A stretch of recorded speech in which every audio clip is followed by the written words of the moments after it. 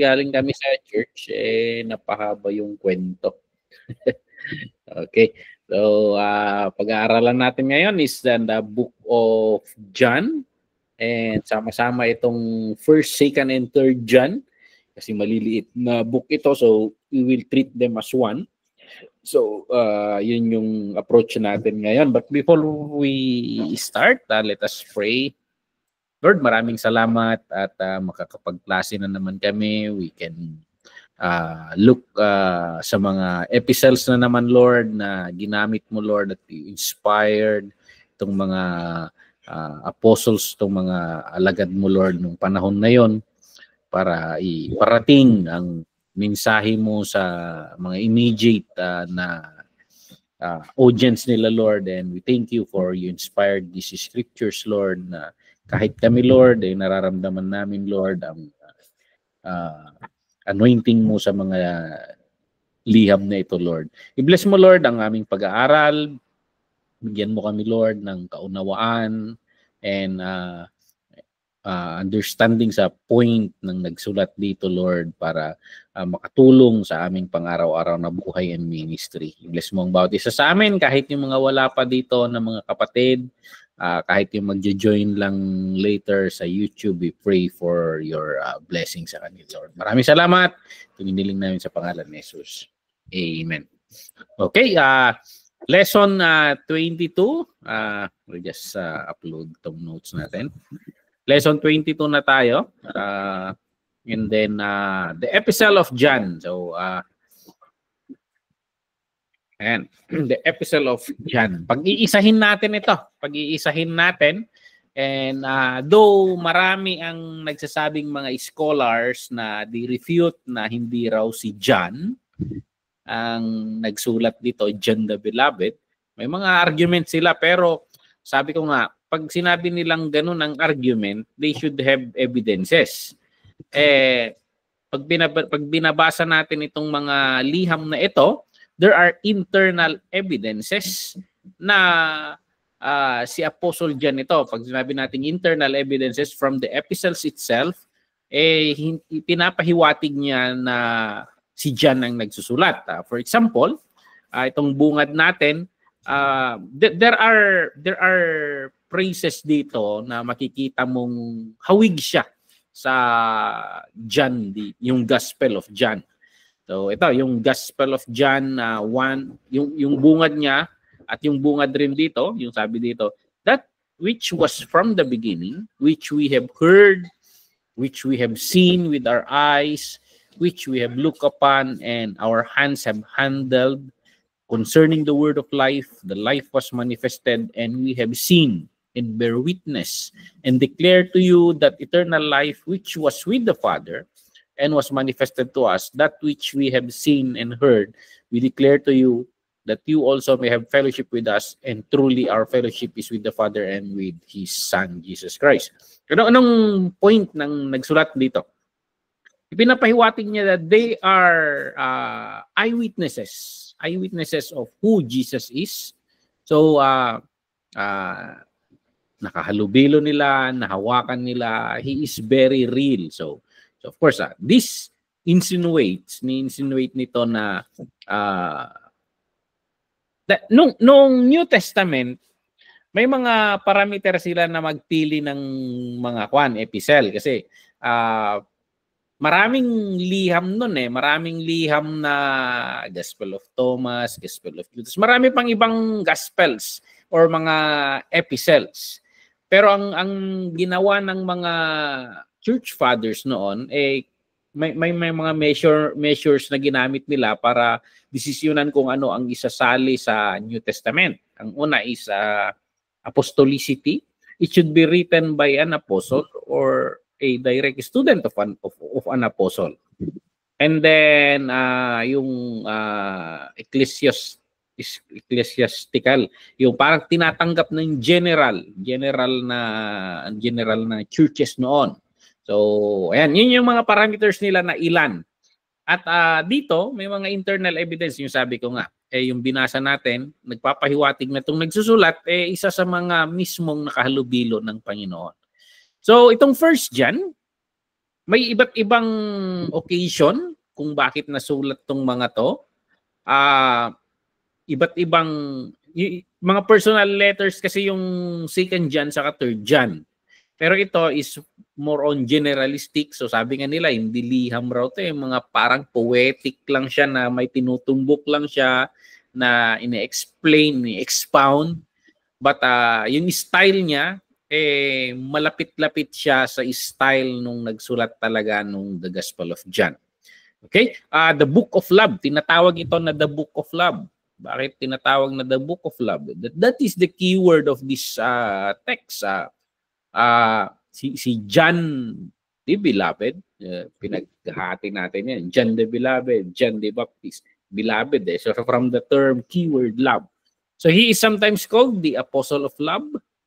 So it is primarily because the first book of John that ito yung title, yung reason kung bakit yun yung ginawa nilang pamagat. So love is used in this little book more than any other book. So napakaliit nito. 5 chapters. Mga 50 times. Mahigit 50 times na binabanggit yung ni-expound niya talaga. Ni-expound niya. So dikit siya kay Jesus Christ. Siguro ito rin talaga ang pinaka-dinidiinan ni Jesus. Inner circle si John So, love the Lord your God with all your heart, with all your love your neighbors, you love yourself. So parang even love one another, puro love. Maraming even God niya even Jesus Christ, he called him God is love. So even that adjective he ascribed. So si John siguro na pinakadikit. Nakita niya na isa sa pinaka-favorite na team ni Jesus Christ itong pagmamahalan. So yun siguro ang minaster niya and doon siya nag-focus ng diin. Yun yung leading ng Holy Spirit sa kanya. So, ayan, bakit kailangan niyang diinan? Bakit kailangan niya diinan ng pag-ibig? So, sabi dito, evidently, John was concerned about the lack of true Christian love among the body of believers. So, nakikita niya siguro, meron na to. Meron na to noon pa man na madaling sabihin, pero hindi ramdam. parang ganoon sa mga churches. Mahirap madaling sabihin pero how can you embody that? So yun yung tinatarget ni John dito. Okay? John was also concerned about bukod yung isang kanya to address yung lack of love, lack of true love among the believers. Itong pangalawang i-address niya is yung regarding yung sumisikat na heresy during that time na Gnosticism. So parang itong Gnosticism, from the word gnosis, knowledge, sinasabing may secret knowledge or secret revelation raw itong mga taong ito. And yung understanding na yun, it makes them dominant than the other. Diba ganun pa rin sa panahon natin, may mga kunwari prophet. And pag nagpe-perform sila, parang wow, napapahanga ka, ang aangat nila, and then ang sinasabi nila, paano nila nakuha yung anointing na yon, and then wala, nai-intimidate ka naman na, and nawala na yung kwan. Tingin mo na sa sarili mo, wala ka na ring anointing. Dati ganun ako You aim to become Benny Hinn. Pasti-pasting ka mo, maalam dagi anointing na dagi agi-agimat da. Hanggang sa as I grow, make more mature in understanding the word of God, God will use you as who you are. You don't need to become Benny Hinn. You don't need to become Maurice Cerullo. You don't need to become Billy Graham. Be you. And the Lord will do greater things through you. So, yun. So, ito mga to kasi, they parang sila lang ang nakakatanggap ng mga revelation and parang nakakaangat sila. So, ayan, malaki yung effect ng heresy na ito sa church. Di-discuss natin later. So, he was particularly concerned about the branch of Gnosticism. Malawak ito. Malawak na pananaw itong Gnosticism. Pero yung certain branch na naniniwala na hindi raw totoong nagkaroon ng physical body si Jesus Christ. So, kunwari lang daw. So nagkukunwari lang ang Panginoon na tao, parang ganon. So bakit nila sinasabi 'yon? So they denied the dual nature of Christ, accepting his deity but not his full humanity. So, 'di ba ito yung major understanding natin kay Jesus Christ? Ang isang kailangan ito kung pag-aaralan mo ang apostle, dinidiinan nila ito. Yung Jesus Christ is fully God and Jesus Christ is fully man. Actually, yan yung debate hanggang ngayon So sabihin na natin ang Iglesia ni Cristo is a certain branch of Gnosticism pa rin in the future, in the present age. Kasi they believe that Jesus Christ is baliktad naman ito.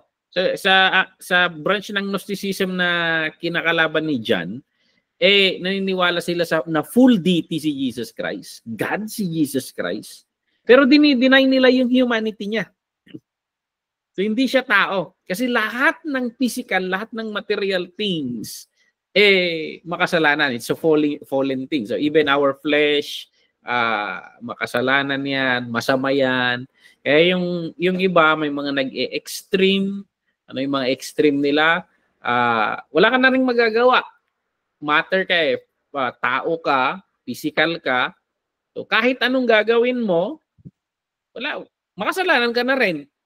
So kahit magpakasasa ka sa kasalanan, it does not change a thing. Yun na yun, fallen creature ka. So parang yun yung parang kaya yung buhay nila, kahit nagpapakasama sila, ang tinutukoy dito na problem sa kanila greed for money, and at the same time yung lust of the flesh. So yun yung pinaka-target nila. So, it doesn't change anything. Yun yung argument nila. It doesn't change anything kasi physical tayo, makasalanan na rin. So, ayan. Yung ibang extreme naman, naggagawa sila ng extreme asceticism. Yung they deny everything. Parang tinotorture nila yung sarili nila. Tinotorture nila yung sarili nila na sa kanilang pamumuhay. They deprive themselves of hindi na sila kumakain ng may lasa, mga ganon. So parang plain rice lang. Kasi pag kumain ka ng may pampalasa, it feeds the lust of the flesh. Parang mga ganon. So they go far away, pupunta sila sa mga liblib na lugar. So parang ganon nagpa-fast sila, tinutorture nila yung sarili na nagpe-penitensya. Kasi makasalanan yung katawan, kailangan parusahan. Parang ganon. So maraming branches itong Gnosticism na ito. So itong certain binabanatan ni John, yung view nila, docetic Gnosticism. So parang tao lang si Jesus Christ. So, and ito yung mga outline. They believe that all matter is evil. They believe that spirit was good. So, meron pa rin good naman sa atin kasi we have spirit. So, ang ninonurture lang natin is the spirit and we torture. So, we nurture the spirit, we torture the flesh. Ganon yan. So parang pag humigop ako ng kape, lust of the flesh na to hinahanap mo to So parang ganon. They believe the spirit is good. So everything is spirit. So lahat ng ginagawa sana natin pagpupuri lang, nagfasting lang. So parang ganon. Everything na ginagawa natin for the Lord. Everything that feeds the spirit. Yun yung kanila. So yun yung rason, Pastor, na hindi sila wala kay Jesus Christ na nagkataon. Kasi masama ang flesh. Masama ang flesh.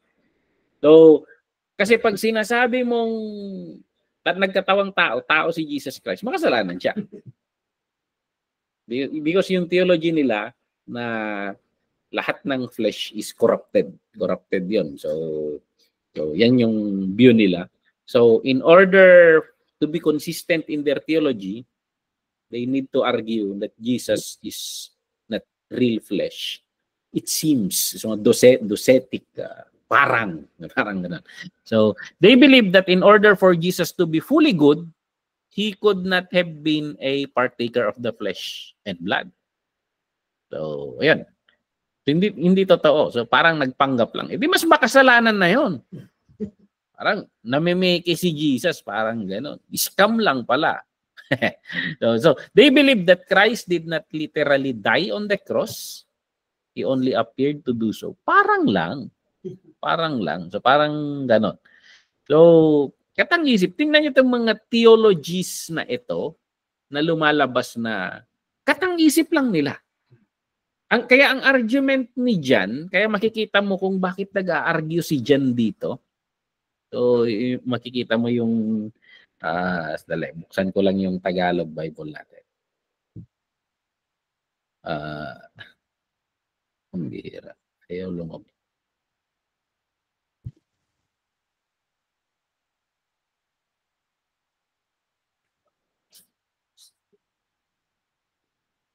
Do you love the Bible? Of course, yes. Remind me later. Okay, John. So itong binasa nating text sa bungad, that which was from the beginning, let's shift to Tagalog. Ang salita ng Diyos. Ito kaya sinasabi ni John, ang pinapahayag namin sa inyo ay ang tungkol sa kanya na naroon na mula pa ng simula. So in the beginning was the Word, and the Word was with God, and the Word was God. Parang hawig na agad, di ba? Bungad pa lang, alam mo na. Parang familiar to Ganon. Narinig namin siya at nakita. So, yan. Narinig, nakita. Napagmasdan namin siya ng aming sariling mga mata. So, hindi siya katang-isip namin. So, parang ganon. At nahawakan ng aming mga kamay. Physical to. Parang ganon. Yung argument pa lang niya, alam namin ang sinasabi namin. Tropa namin to So, parang ganon. Siya ang salitang nagbibigay ng buhay. Siya na nagbibigay ng buhay ay nahayag at aming nakita at pinapatutuhanan. Ipinapangaral namin sa inyo ang nahayag sa amin ang buhay na walang hanggan na kasama ng Ama. Okay? So makikita ninyo, hindi nagbibigkas itong apostol na ito ng mga basta bigkas na salita. may talim yun. Ina-attack niya yung mga theologies nila. So pinag-isipan ito. Okay? So, anong mga rason kung bakit siya nagsulat? So, John was also writing simply to encourage the saints. So may tatlo na.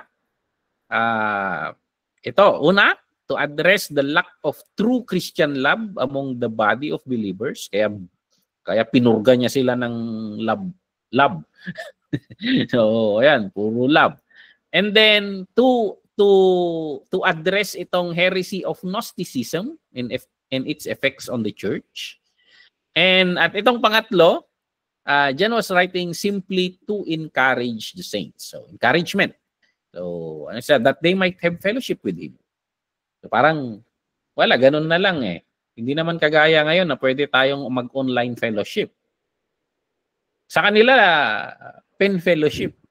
Penpal pa lang noon So parang ganun, they have fellowship through pen and paper. So lapis at papel. So ayan, they might have fellowship with them.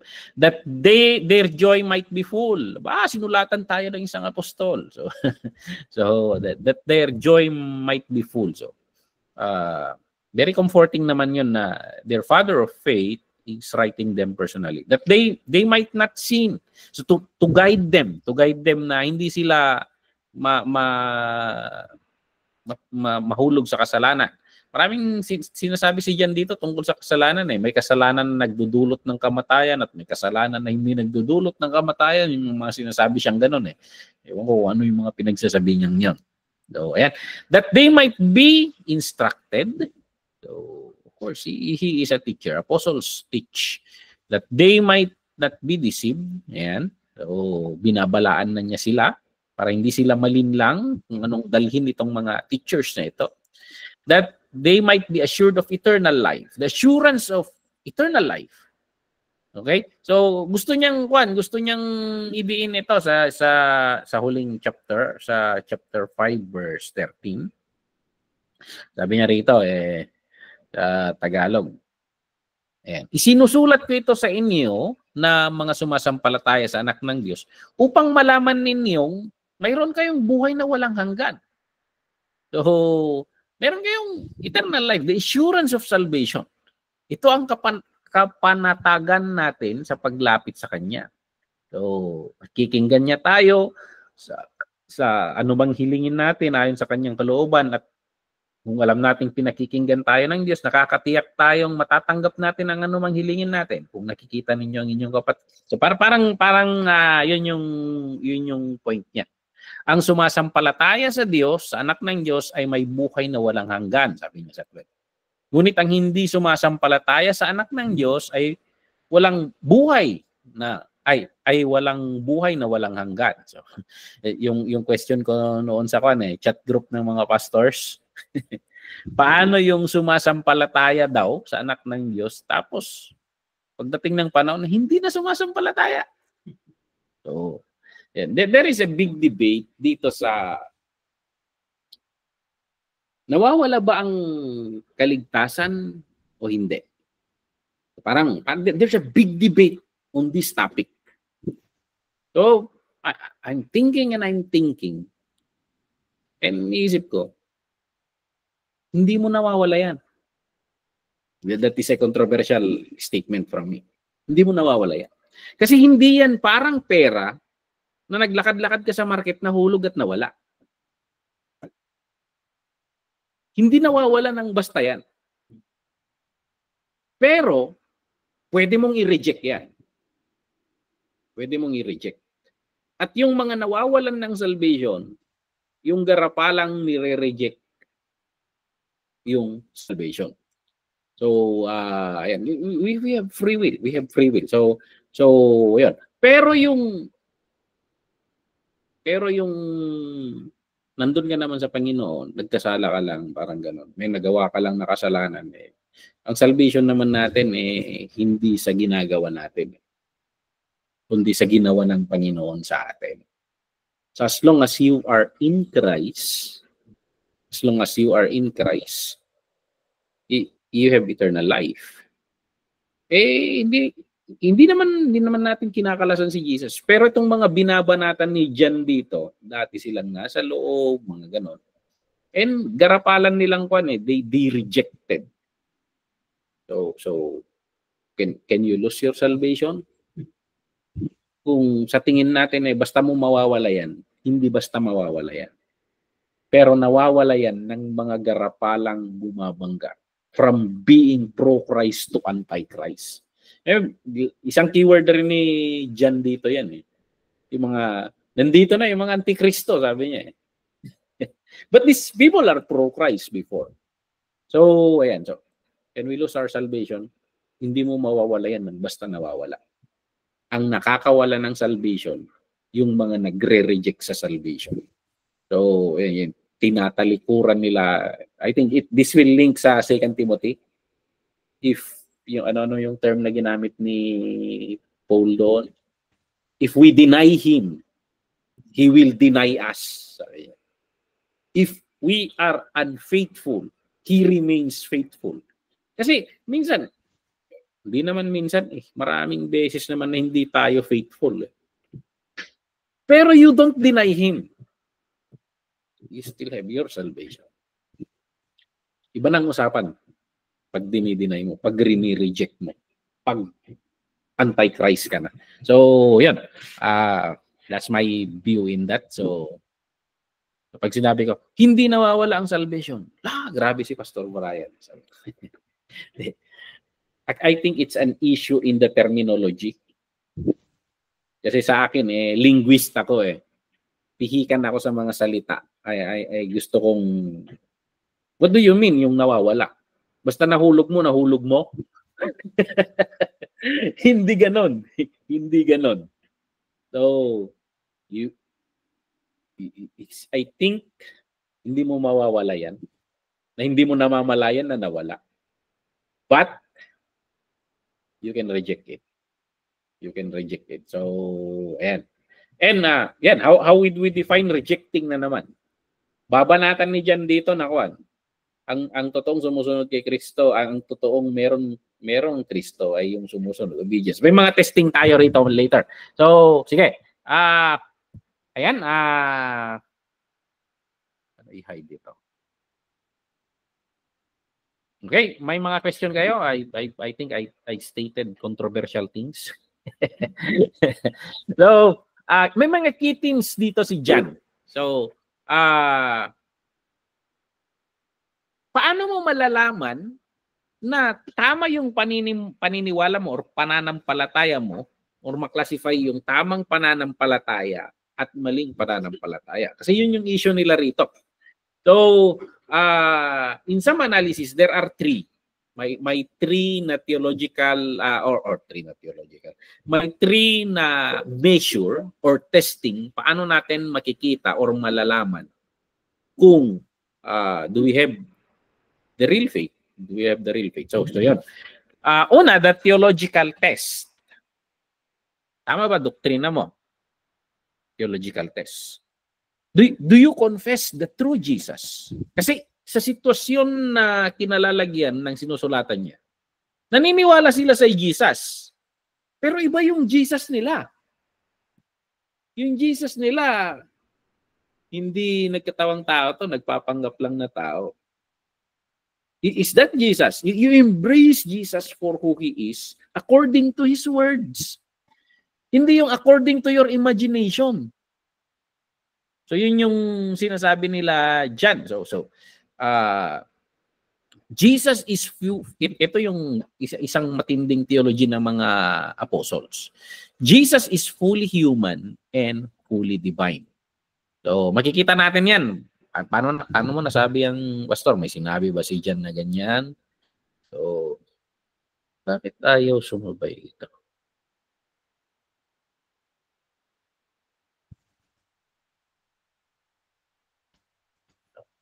Okay. Yung verse 1. So chapter 1 verse 1. Punta tayo sa chapter 1 verse 1. Ang ipinapahayag namin sa inyo ay ang tungkol sa kanya na naroon na mula pa ng simula. You understand this language? In the beginning. In the beginning was the word. So he is fully divine, yung sinasabi niya. So from verse 1 hanggang verse 4, yung binasa ko kanina. So hindi ko na uulitin yon. And then sa chapter 4, tinukoy niya ulit ito. Chapter 4 verse 2 to 3. So sa ganitong paraan ninyo malalaman kung nasa kanila ang Espiritu ng Diyos. Kapag kinikilala nilang si Jesucristo ay nagkatawang tao, sila ay mula sa Diyos. So anong ibig sabihin nun? Kung isesentro mo yung you straighten that verse. There are those who don't believe that Jesus became flesh. In the beginning was the Word, and the Word was with God, and the Word was God. And then, talon ka sa 14, the Word became flesh and dwelt among us. That is a major doctrine sa mga apostle. So noong hindi pa siya naging flesh, ano siya? Yung question eh. Nung hindi pa siya the Word became flesh, bago siya naging flesh, ano siya? Ano yan? Hangin? But the point of the apostle is he is God. He just became flesh. Yun yung point. So we need to embrace itong identity ni Jesus, that fully human, fully divine. So maraming naniniwala kay Jesus. Ang question, tama ba yung Jesus na pinaniniwalaan nila? So, yan. 2 to 3. So, ano pa ba? 3. Ngunit kung hindi nila kinikilala na si Jesus ay nagkatawang tao, hindi ang Diyos ang nagsugo sa kanila, kundi ang espiritu ng Antikristo na narinig ninyong darating at narito na nga ito sa mundo. Okay? So, ayan. So, do we believe that Jesus is God? So, check that. Do we believe that He became flesh? Oops, pwede. Okay, pasok tayo doon. Pasok tayo. Okay, ano pang mga verse pag-usad tayo sa chapter 5, doon sa Bungad, chapter 5, verse 1. Ang sino mang sumasampalataya na si Jesus ang Kristo, ay ang anak ng Diyos. At ang sino mang umiibig sa Ama ay umiibig din sa kanyang mga anak. So ayan. So si Jesus ang Kristo. So you need to research what does it mean? Ano yung ibig sabihin ng Christ? So, Messiah, the chosen one, the anointed one. Ibig sabihin, yun na yung sinasabi pa ng Old Testament noong una. Siya yung pinangakong darating. So, siya yung sinugo. So parang ganon yung point dito. So the concept of Messiah is the concept of the Old Testament. Sa Greek kasi Christos, sabi nila, Christos. Okay? Sa 5 verse 6, 5 and 6. Sa 5 and 6. At sino nga ba ang nagtatagumpay laban sa mundo? Walang iba kundi ang sumasampalataya na si Jesus, ang anak ng Diyos. So di ba ito yung dalawang confession ni Peter? Who am I? Sabi ni Jesus Christ. At sabi ni Peter, you are the Messiah. Una, you are the Messiah, the Son of the living God. At kuha mo, Peter. Galing, kuha mo. Hindi ka tsumamba. Mismong Diyos ang nag-reveal sa iyo niyan. So parang doon pa lang makikita mo yung establishment na ni Jesus Christ. Si Jesus rin kasi hindi niya dinidiretso. Ang pasimple rin si Jesus pasimple rin pero hindi niya dinidiretso. Pero lahat ng ginagawa niya, mas maingay yung ginagawa ko. Bakit kailangan niyo pang bigkasin ko? Ginagawa ko na nga. Walang, di ba? Sabi niya noon sa yung pilay ba yun? Yung baldado. My son, sabi niya, your sins are forgiven. Opo, nagalit yung mga Pariseo. Kasi sino ka? Ang tanging makakapagpatawad ay Diyos, sabi nila. Paano sinupalpal ni Jesus yun? Ano mas madaling sabihin? Napatawad ang kasalanan mo, rise up and walk. So wag niyong sabihin na walang kapangyarihan ng anak ng tao, sabi niya. Rise up and walk, sabi niya. Alam niyo, yung hindi niya sinagot yung unang tanong nila. Kasi ang nagpapatawad lang ay Diyos, nagpatawad siya. So kine-question na nila yon. Sino makakapagpatawad ng kasalanan ng tao kundi ang Diyos? So that is a claim already kay Jesus. And actually, ang isang theology na naman ng mga Hudyo, tanging ang Diyos ang nakakapagpagaling.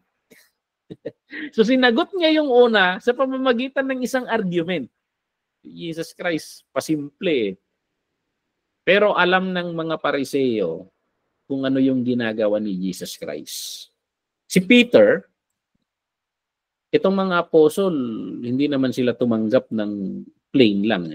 They've seen signs. Kaya ngayong bungad ni John, we have seen it. We have witnessed it. Yun yung sinasabi nila. Totoo tong mga to. Okay? So, ayan. So, that is the theological test or doctrinal test. Okay?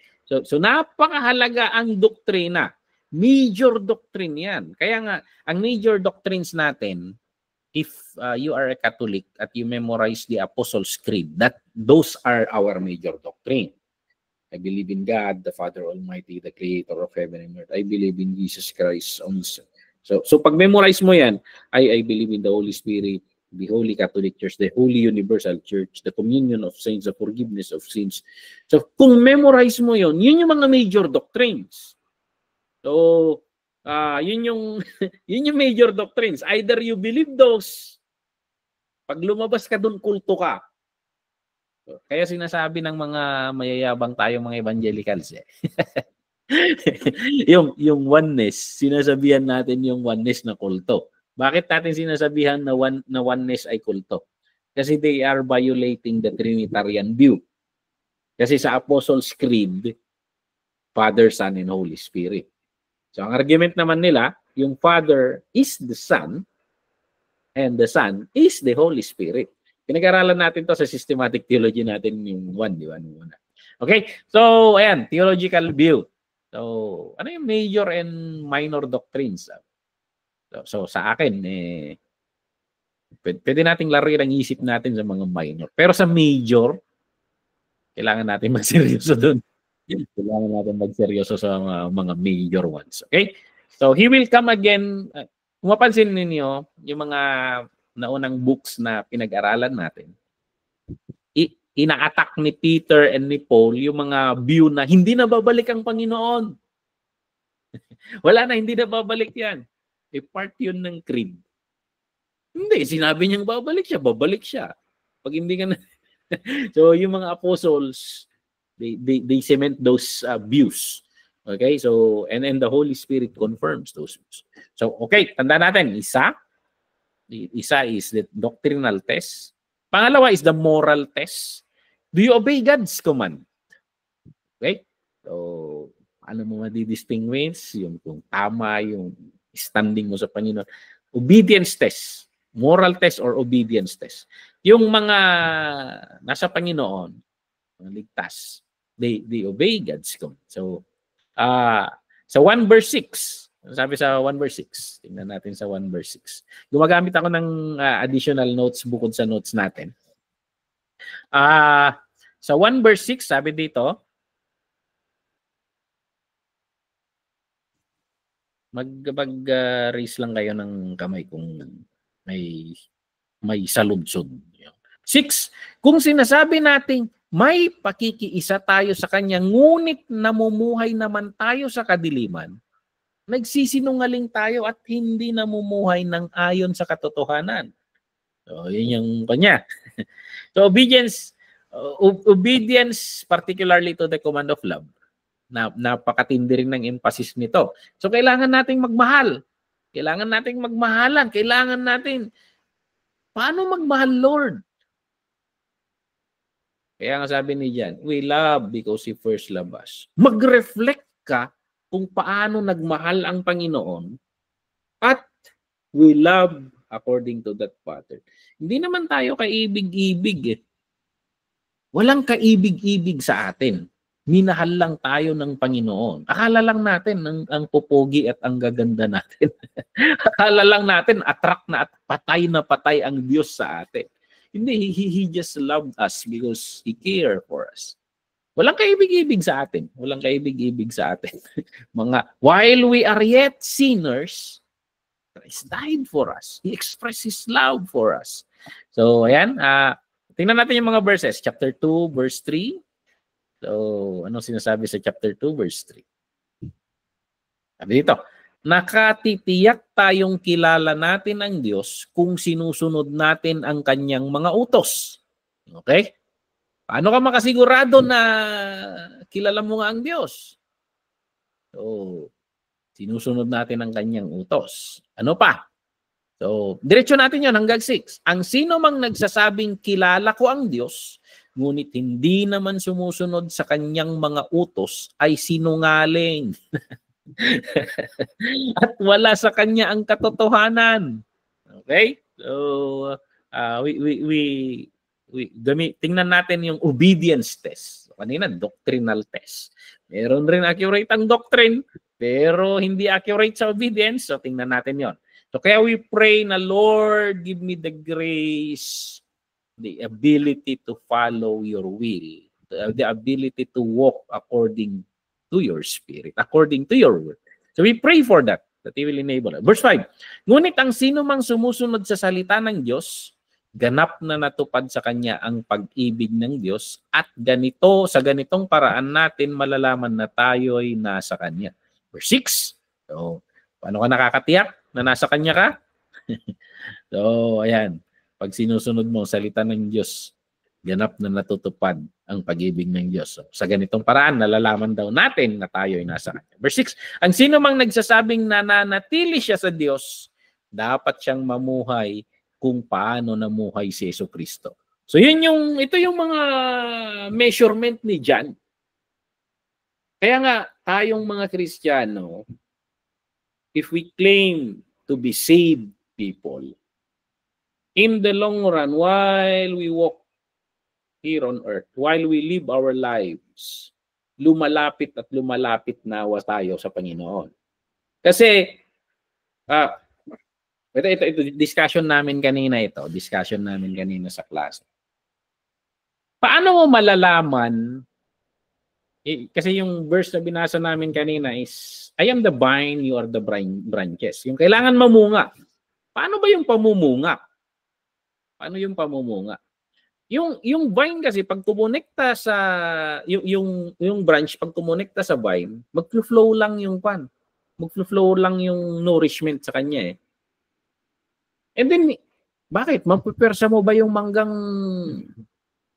mamunga? Ini-spray nila yan. Ini-spray minamanipulate nila yung kwan. Pero bakit kahit sigaw-sigawan mo yung mangga, kahit sigaw-sigawan mo yung ginagawa kasi ng nag-i-spray, sino-force nila yung pollination.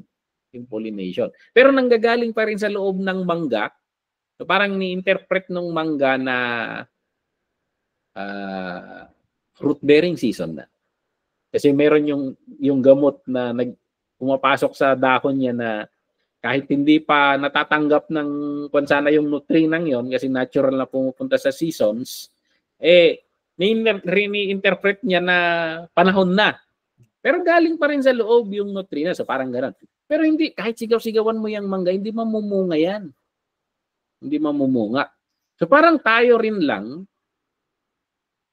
kaya nga sa church, we force people to bear fruit. Ano yung fruits natin?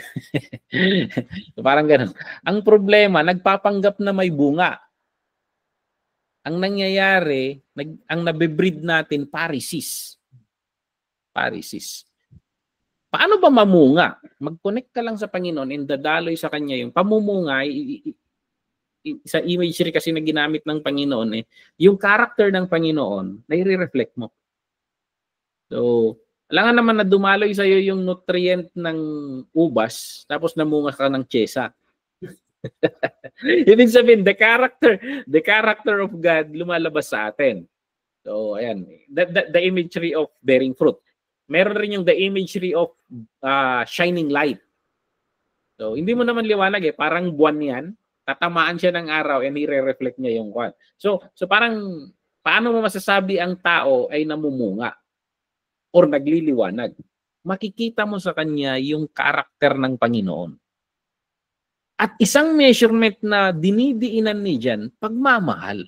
Kasi God is love eh. God is love. So tingnan natin ito. So, Lord, paano magmahal ang hindi namin naiintindihan yan? Sinasabi ni Jan, we love because He first loved us. We pray na, Lord, teach me how to love. Teach me how to love.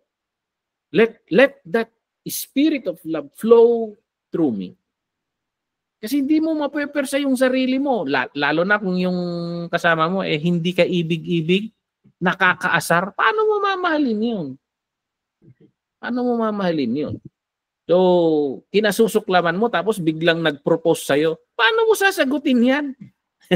parang ganun sana. So,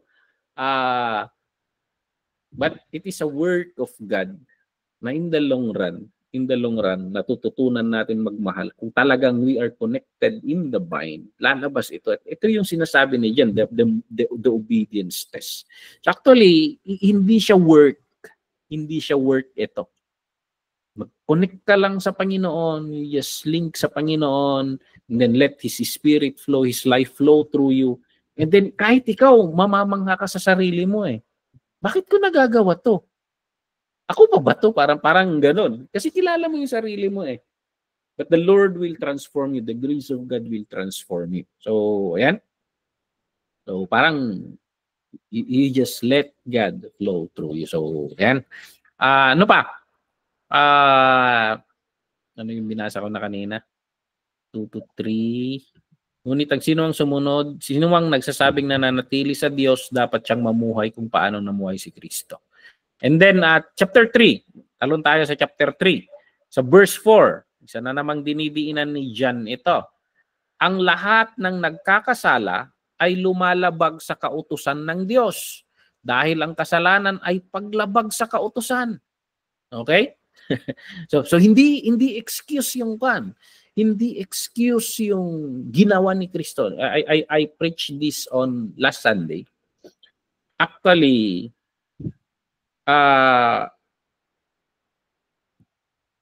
I preach about Jesus Christ as the advocate, the abogado na nagdidepensa sa atin. Actually, sa harap ng Panginoon, sa harap ng korte ng Panginoon, hindi niya pagtatakpan yung kasalanan mo eh.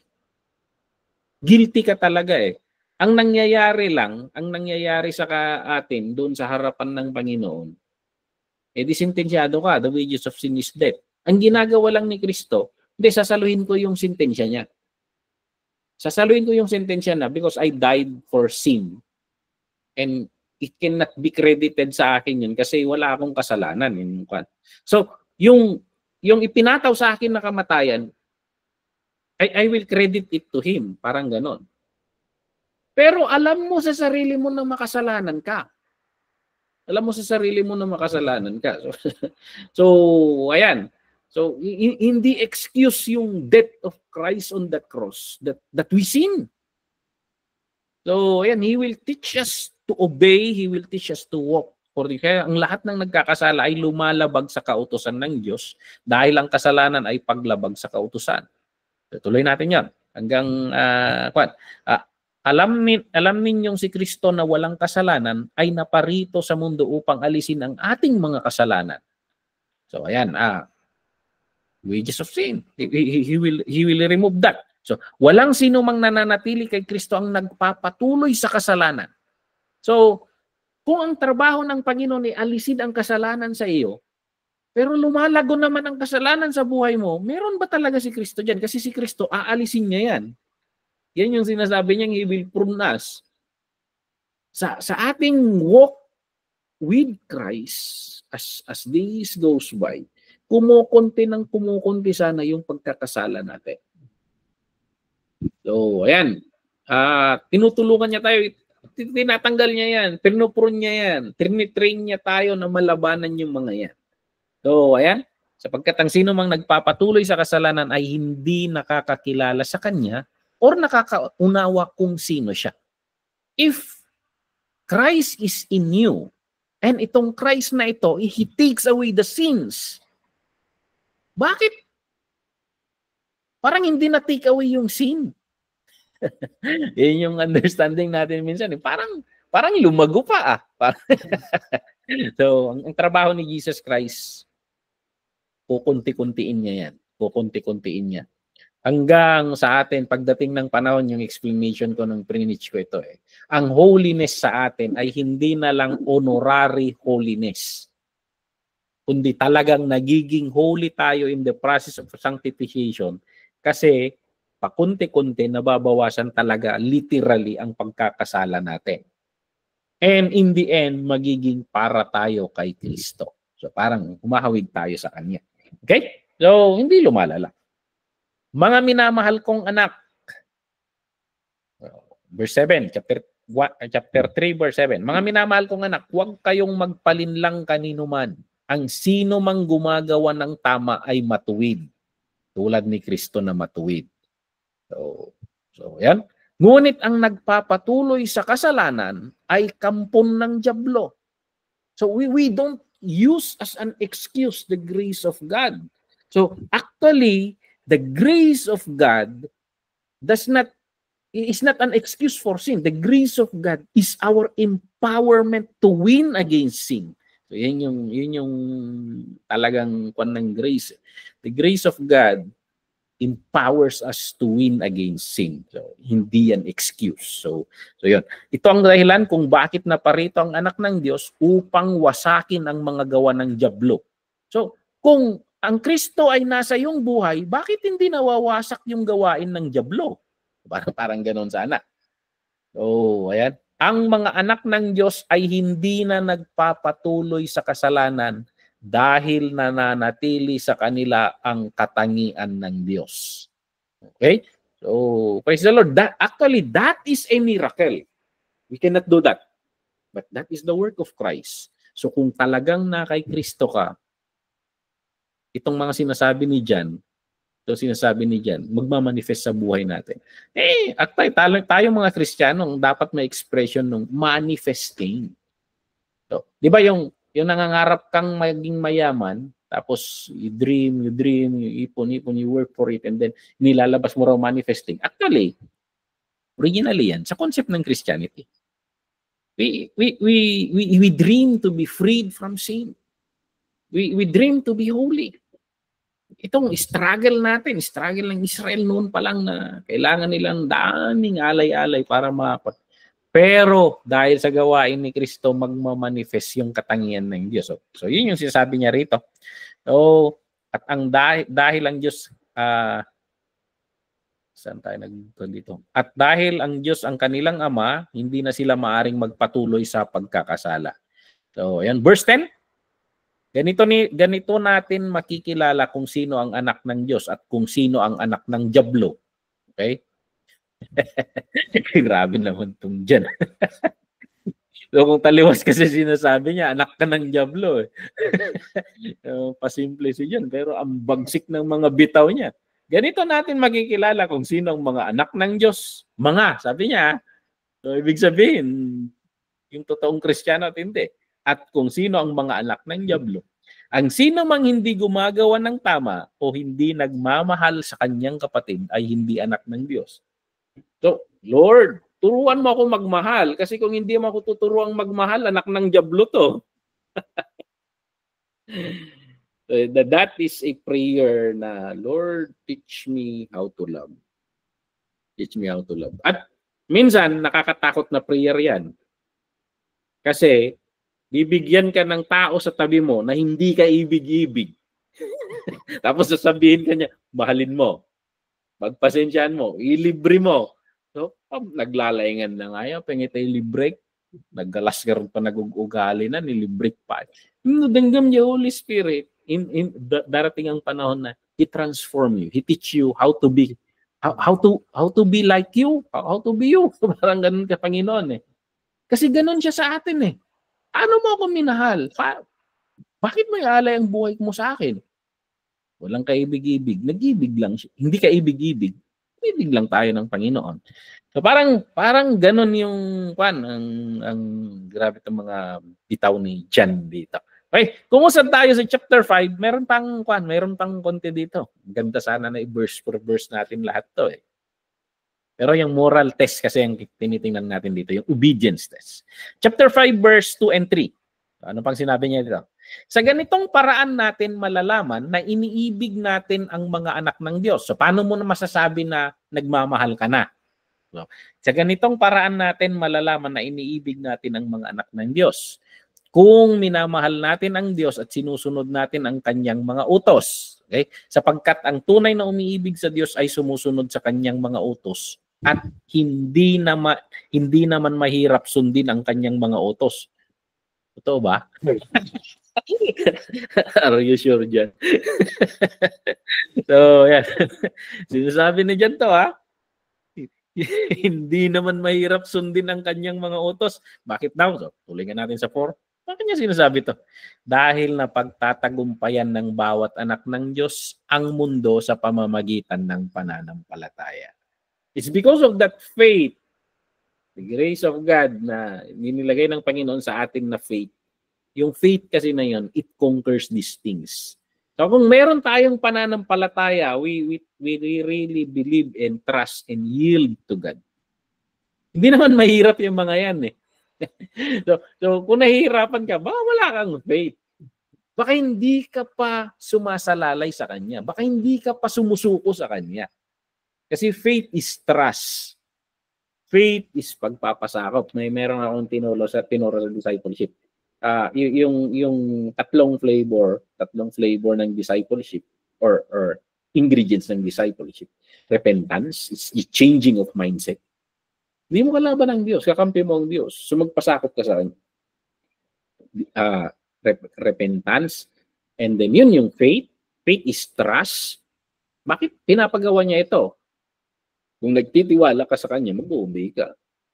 Bakit? Ikakalugi mo ba yun, yung hinihingi niya? So parang how to lean to you. How to yield. So yun, how to trust. How to trust in you, Lord. And then yung panghuli, yung lordship. So if you believe in Him, or if you repent, change your mindset, if you trust Him, And if you yield to Him,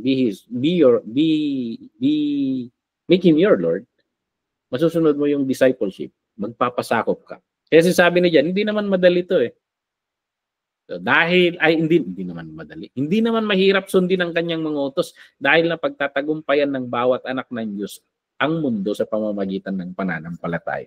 So it's that faith. So we pray, Lord, give us that faith or increase my faith, Lord, para mapagtagumpayan ko ito. Grabe, hindi sila kaibig-ibig, Lord. Teach me how to love. So yan, the theological, doctrinal test, the moral or obedience test, and then pangatlo, the social or love test. Do we genuinely love others, other believers? Alam niyo, minsan, may mga tao sa simbahan na hindi ka ibig-ibig. Lagi kang inaasar, lagi kang pinipikon. So, ayun. Ang church kasi minsan, parang Pinoy Big Brother. Ano yung Pinoy Big Brother? Ang ganda pa naman sa una. Magkakasundo sila lahat. Pero sa kalagitnaan, habang magkakasama sila araw-araw, lumalabas yung tunay na kulay eh. Alam niyo, pag magkakasama lang kayo ng panandalian, nagkakaplastikan yan eh.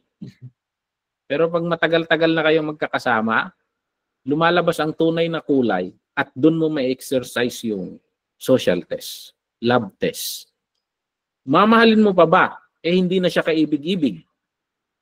Lumabas na yung tunay na kulay na the fallen nature. So, lahat tayo nag-i-struggle dito. But the Lord will transform us. The Lord will transform us. He will teach us.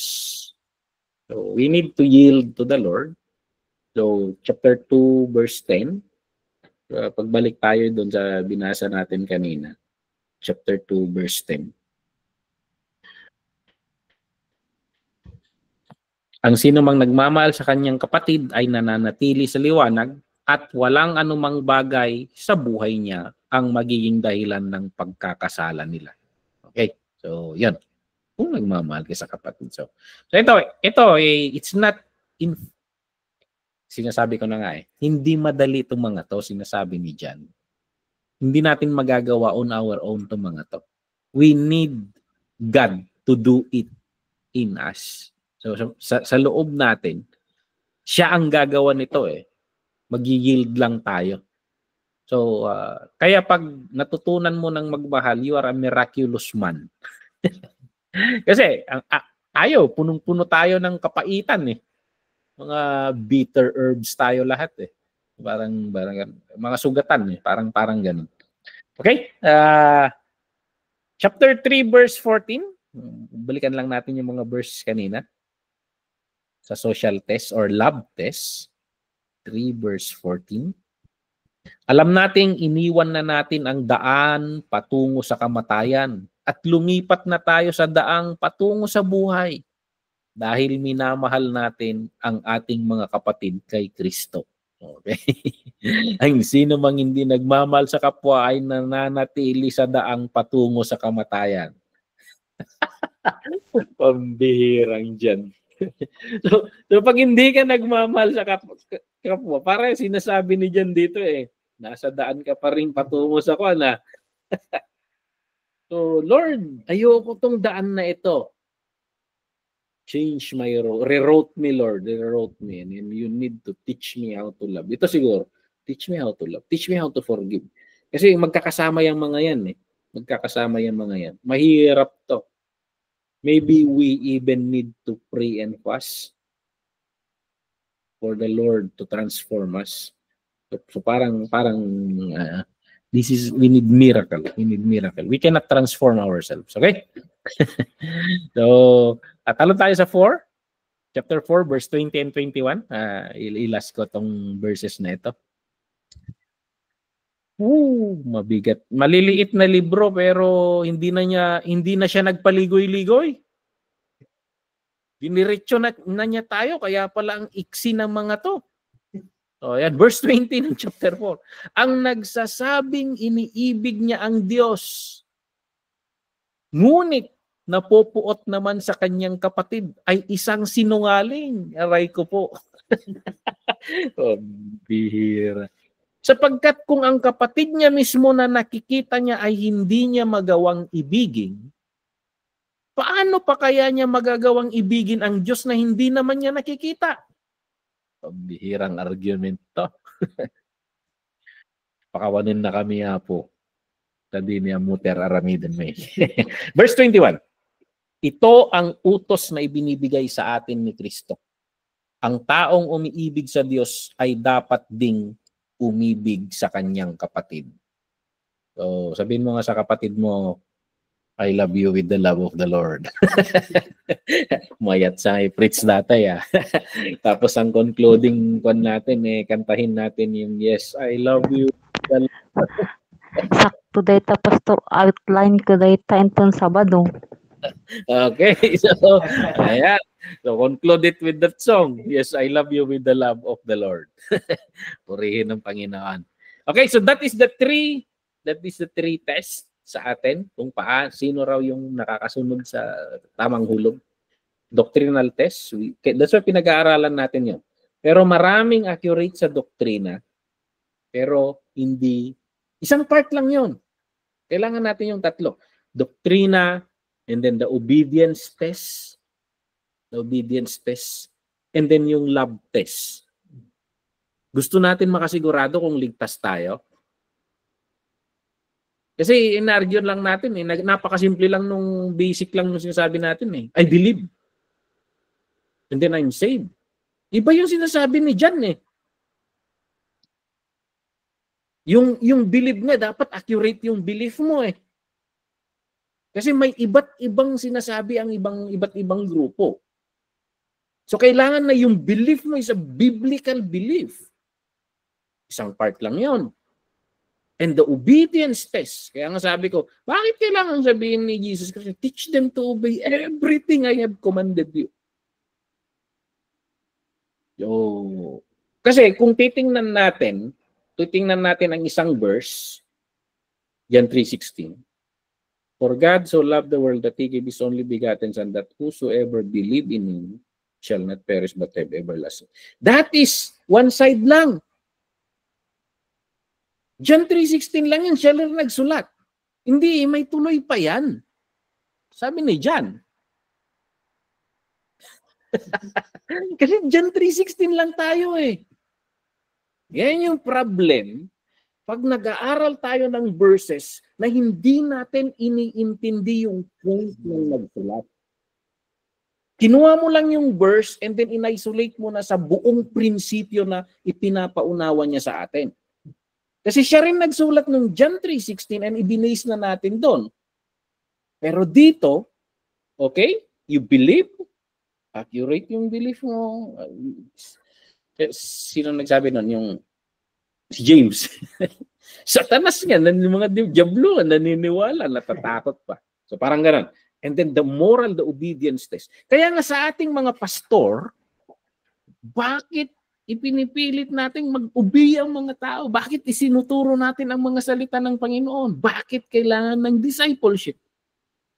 Because the aim is that hindi lang sila maniniwala.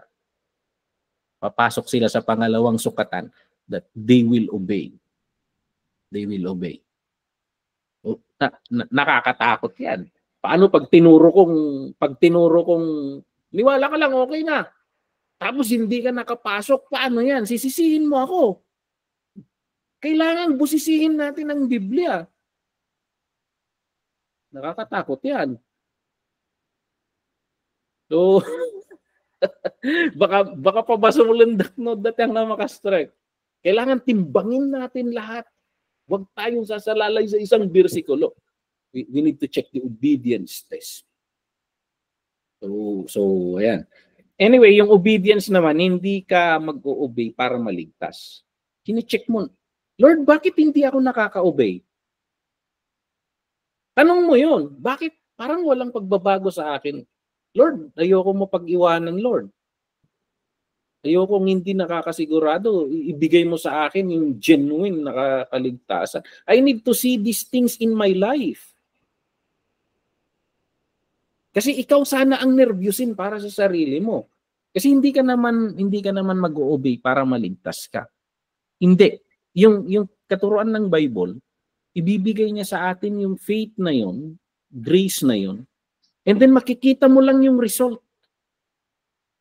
And praise God, sa akin naman, napakatagal yung process, pero nakikita ko naman, lumalapit naman tayo kahit pakunti-kunti. Kaya nga sa church, may mga member na kwan, may mga, kahit may mga young people na minsan matitigas ang ulo.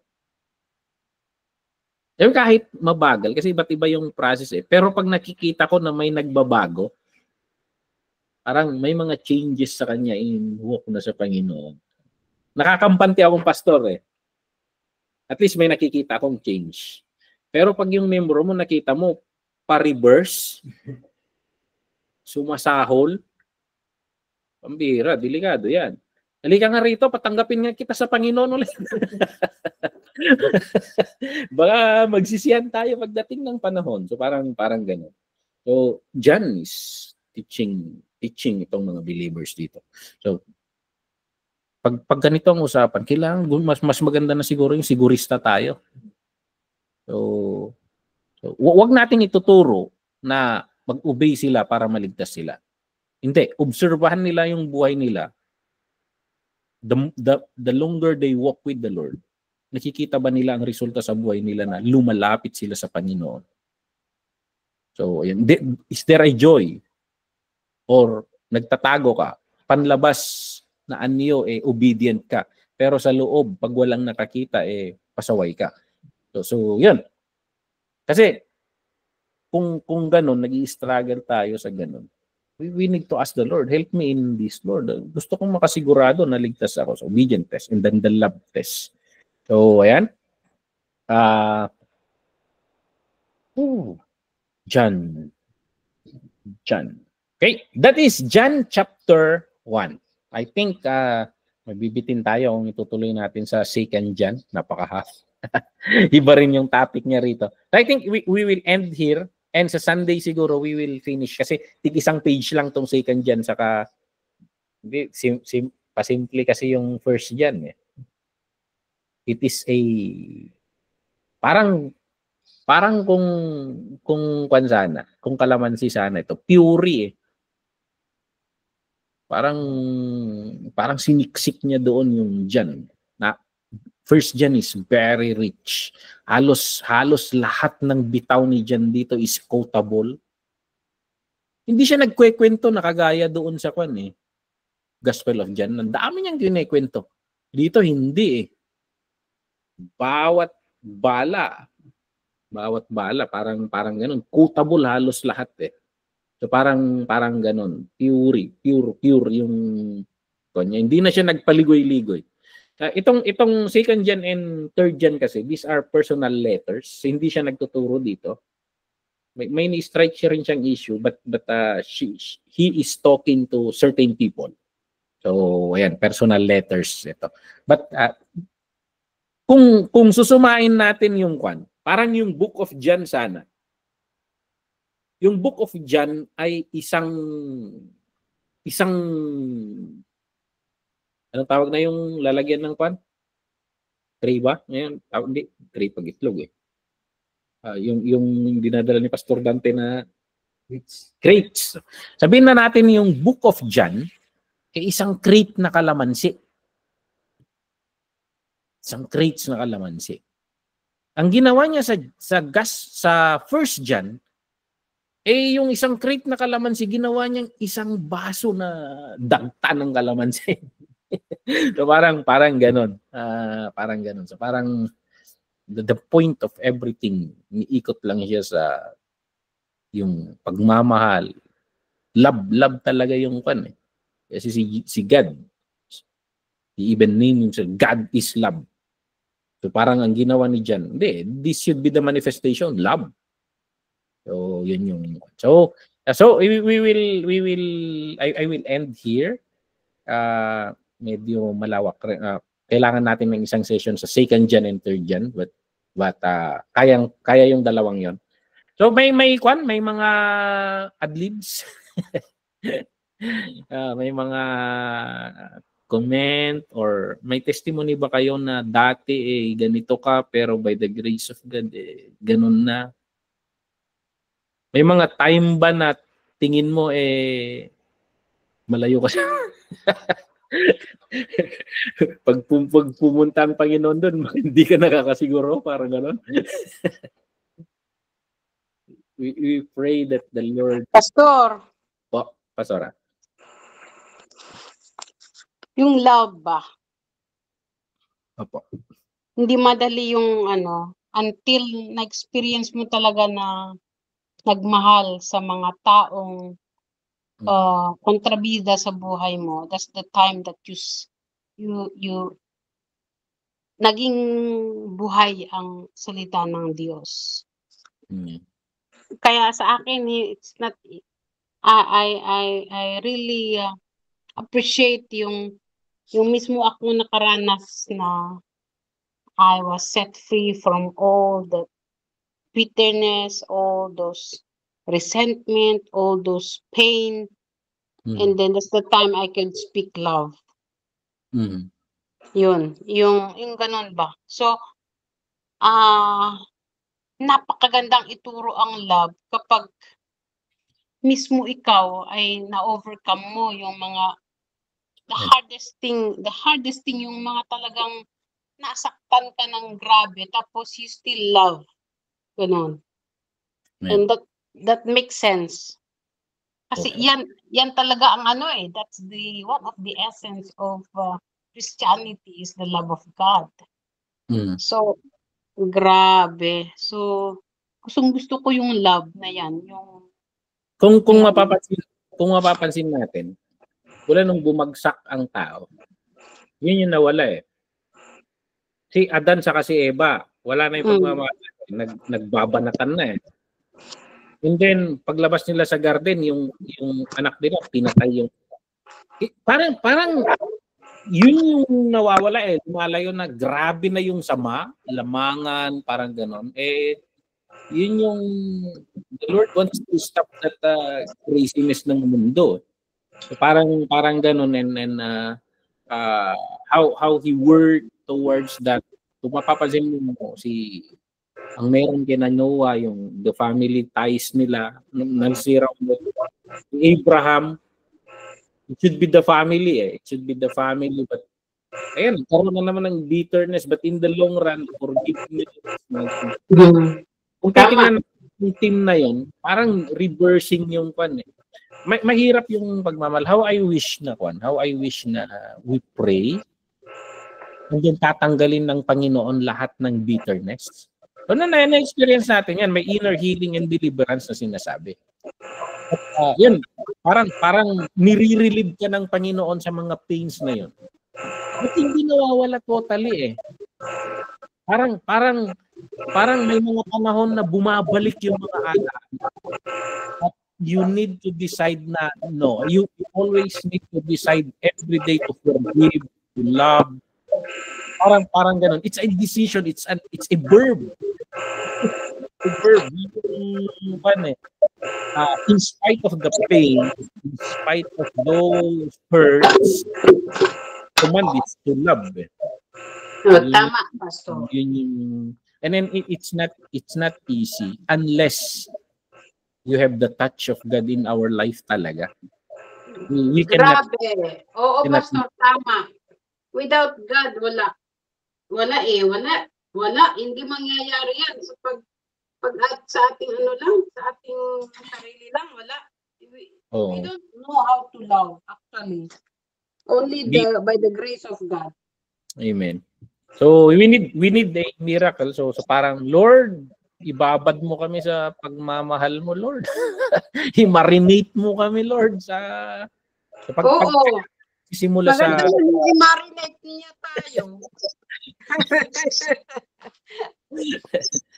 Okay, so and may the Lord teach us to love more, and sa mga kapatid, sa ating lahat na may mga hurts, may mga pain, may the Lord heal us, and may we yung pag-ibig ng Panginoon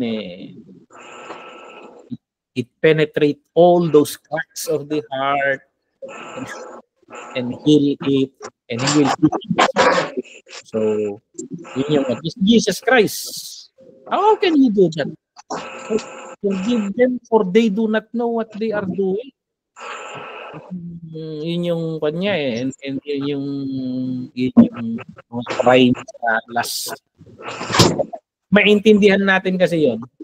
I hope we can pray that forgive them, Lord, for hindi ka nila kilala eh. Grabe yung prayer ni Lord. Grabe yung prayer niya, forgive them for they don't know what. Ay, nako, tapos nandyan ka sa cross. Tapos harap-harapan ko na, harap-harapan that's not easy. But it's not. In him yung genuine love talaga. He just care, he just grabe. So may that kind of love passed on, no? If we are connected in him, may that nutrient, spiritual nutrient flow through us. So, and that is our prayer because we cannot do that. It's a work of God. It's a work of. So pag nakikita na siguro nagmamanifest na sa buhay natin, and people will praise God. Alam nila. Pastor Imelda, alam nilang fighter ka eh. Grabe, Pastor. But when you imagine yung in front yung leaders tapos grabe lahat nagsalita. Lahat na nagsalita yung wala man lang yung trinas mo, yung pinagsabihan mo ng problema mo, naging weapon sa yun na yung grabe tapos True, Pastora. Amen. Di ba, Pastor? Uy, naranasan ko dito, Pastora. In harap-harapan talaga. Well, we need to love. We need to and hindi yan wiring your brain eh. Yeah. It comes from God. It comes from God. So may the Lord teach us how to love. Amen. Okay. Deeper and deeper. We will end here and continue next on Sunday sa 2nd Jan and 3rd Jan. So let us pray. Lord, maraming salamat, Lord, sa pag-aralan namin ngayon. We thank you for your love, O God. Hindi kami kaibig-ibig. While we are sinners, you died for us. Maraming salamat, Lord, sa we don't understand. Kasi sa amin, Lord, nagmamahal kami, may rason lagi. May rason lagi kung nagmamahal kami. But Lord, teach us how to love the kind of love that you have, O God. You penetrate our heart, teach us, O God. And then sana makita ito, Lord, in our words, in our actions. And we cannot do this, Lord, because this is your work. Transform us, Lord. Transform us. Na itong mga faith namin hindi kailangang magsalita kundi nakikita sa aming gawa. Lord, I pray sa bawat isa sa amin, kung may mga hurts sa puso namin, you teach us, Lord, to release forgiveness, and you teach us how to love, O God. Lord, maraming salamat sa mga words mo na itinuro mo sa pamamagitan ni Apostle John. They are so fresh. Kahit 2,000 years ago itong mga words na ito, but they are so powerful in the heart of God. Maraming salamat, Lord. We understand, Lord, that you are transforming the world. Darating ang panahon, Lord, that this love will penetrate the world, and napakaganda ng mundo namin pagdating ng panahon na yun. But we thank you, Lord, that hindi ka sumusuko sa amin kahit sinasabi namin Kristiyano kami at hindi nakikita, but still yung patience mo sa amin. We thank you, Holy Spirit, for keeping on working on us. Tulungan mo kami, keep on doing your work. Bless mong bawat isa sa amin, sa aming pagtulog, sa aming pamamahinga, Lord. Mangusap ka pa rin sa puso namin, sa mga panaginip namin. Ibalik mo ang aming kalakasan para sa mga gawain bukas. Maraming salamat. Itong panalangin namin sa pangalan ni Jesus. Amen. Amen. Thank you, Hallelujah. Pastor. Amen. Thank you, Pastor. Thank you, God bless. Nagmayat, jay topic tayo. Amen. Eksakto, di jay line up ko ito no Sabado. So, Amen.